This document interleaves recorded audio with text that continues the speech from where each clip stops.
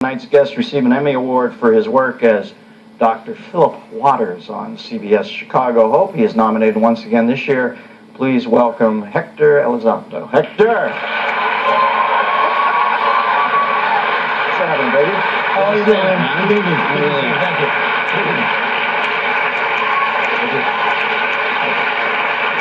Good to see you. Thank you. Well, Came crisply around that corner and ran to me the concierge and that hooker rich guy. I was thinking, couldn't we talk about something simple like quantum physics or something? Yeah, it's, affirmative action, for heaven's sake. Well, listen, sticking your head into the mouth of the proverbial bear or the lion. Yeah, but every week, you can't talk about bad drivers or my profile or something like that. Yeah. So I was admiring the fact that you would even come on, because believe me, we've been pitching this topic around to people for a long time, and if nobody wants to get into the rat's nest, you with a 10-foot pole or 2 5-foot Swedes, and I know why, because it's the kind of thing that this is a slippery slope, my dear fellow. Well, let's talk about why the 10-foot pole would be higher over in the 1964, the Civil Rights Act was supposed to do away with all kinds of racial preferences, of course. And good move at the time. Absolutely good move, an essential move. A lot of people got hurt fighting for that and marching, and a lot of folks died. Then in the early 70s, I believe, that's when affirmative action started to come into force, right? It was very important then, and I still think there's a place for it. It has to be mended, it has to be tweaked, and I absolutely 100% agree that it has to start from the ground floor. It is the primary school level, and it's the secondary schools that are really in great need. I think the fact that we don't want any more of an underclass than we've already developed, especially over the last 30 years, a very pissed off, ignorant mass of people who will slash your throat in your sleep, is not what America was supposed to be about. And to bring folks into the fold, you have to do anything you can. Affirmative action can be institutionalized, and that bothers me a bit. But I'm from West Harlem, New York, in the days before Velcro. That's a long time, before cellophane even. It took a little while for that. So I was part of the melting pot a long time ago. And the only affirmative action that I was thinking, affirmative action, yes, my father going to school and say, "What did you say to my son?" You can't speak to him like that. It seems that there were some gains were being made before affirmative action. But since then, I have to look at the fact that, especially in the middle class, there's the Colin Powells, there's the Madeleine Albrights, and there's the Clarence Thomases, who did very well by this initiative. Some would hold Clarence Thomas up and say he might not have been the most qualified man for that job. But yeah, you're right. So, I mean, there's two sides to every porno tape. No doubt about that. We're stuck with the dilemma, though.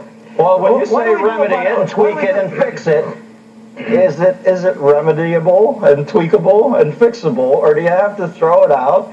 And I agree with you. There has to be, I think, more money allocated at the beginning, but I think once you reach the arena where we're all supposed to compete, where this very country, where the reason we gave the bird to the English in the first place is because we weren't getting equal treatment, you can then not throw people into the gladiatorial arena of occupation and vocation and education and say, I have to move this person in front of you because of their especially if they're not prepared, because then I think that's a great disservice to them.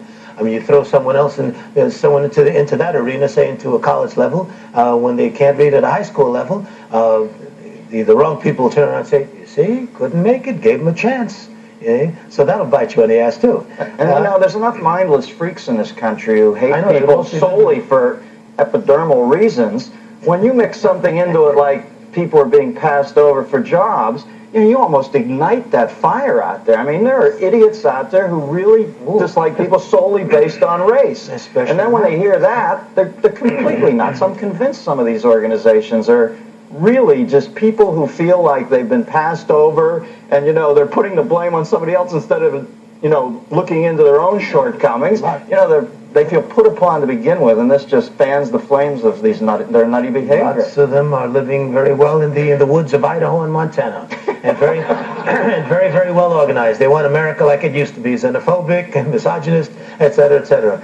It's a thorny issue. Why did you have to ask me these questions? Well, I mean, no, I do know that we. By the way, talking about the backwoods of Idaho, I heard a joke at a party last night. I have to get it out real quick. I love it. What do you get when you cross Ted Kaczynski with Monica Lewinsky? A dynamite blowjob. All right, now back to.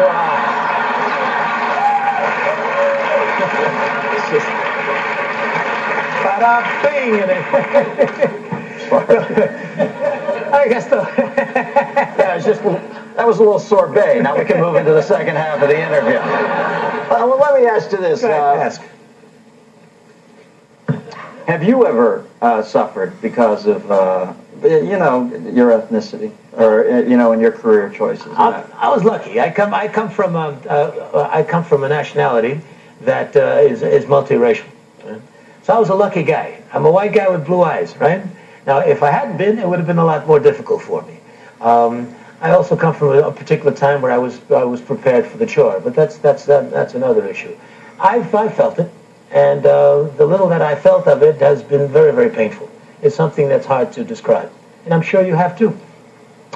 Me? Yeah. Fuck no, I'm the middle of the road on everything. I have been passed through with no talent whatsoever. It's a complete cakewalk. I can't believe it. When are you going to get on to me? Have you ever been helped by it? Yes, they figured, he's all right. He's Latin. I guess he can dance. He's got the job. That's another turn. That's another caricature, another stereotype. It so happens that I can, but that's just a coincidence. I've ducked that bullet for the most part, but I've been around it a lot. I've seen folks who haven't, and I'm very, very sensitive to it.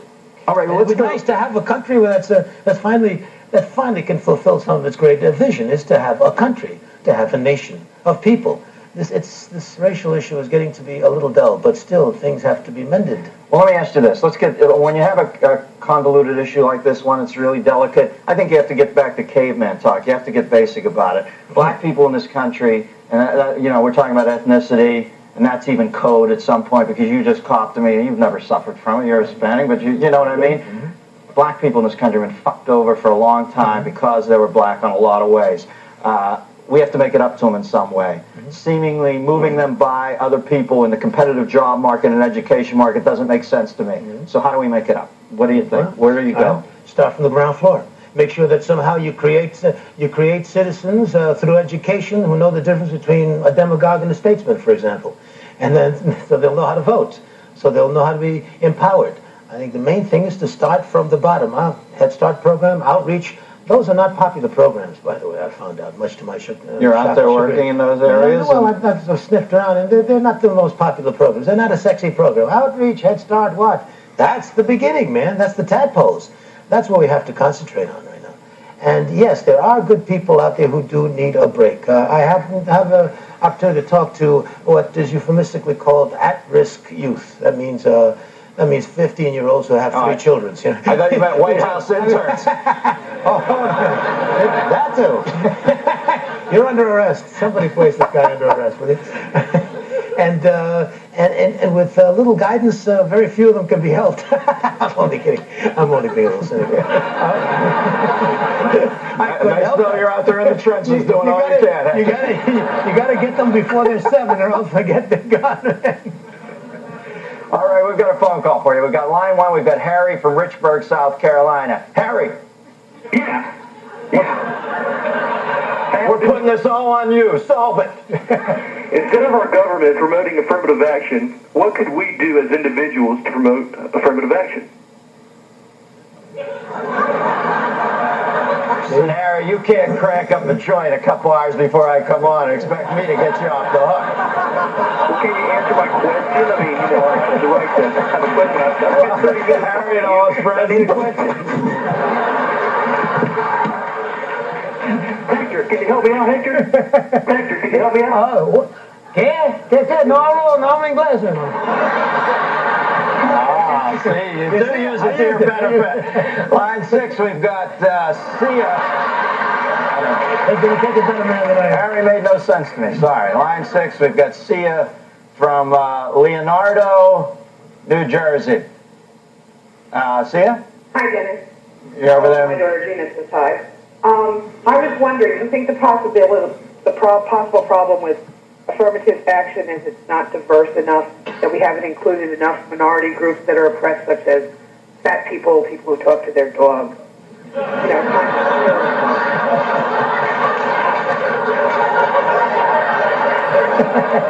Well, you see, that's our instinct in this country, is to get silly about it. We always, like for 100 years, we treat other human beings as chattel, and then we move into an area where literally, no doubt, somewhere along the line, we will be subsidizing, fat people and people who talk to their dogs. Well, of course, on one level, you're painting yourself into a corner by trying to create the perfect society.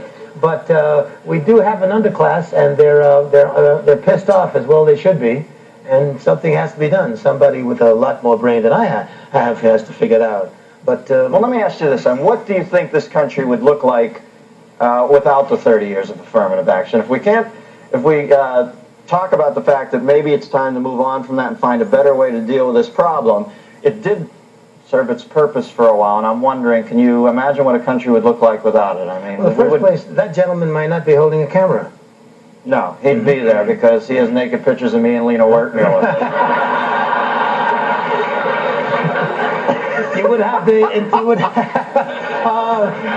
Before you had something like a 20-something odd policemen of color in this country. Now you have something like 65,000, 70,000.